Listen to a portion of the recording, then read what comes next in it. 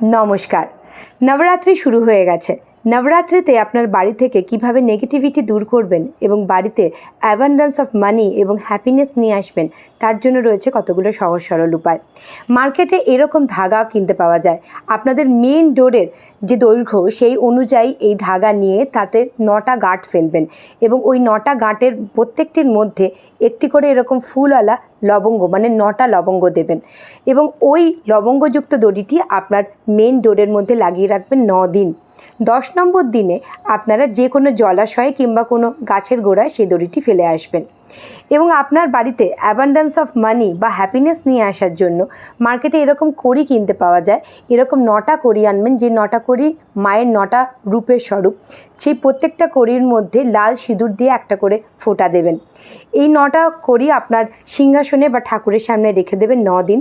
10 নম্বর দিনে এটাকে নিয়ে এর সাথে একটা চাঁদি বা রূপোর কয়েন রেখে একটা হলুদ কাপড়ে মুড়ে আপনার মানি পার্স কিংবা আপনার লকারের মধ্যে রেখে দেবেন। দেখবেন আপনার জীবনে অ্যাবান্ডেন্স অফ মানি 9 গুণ বৃদ্ধিপ্রাপ্ত হয়েছে।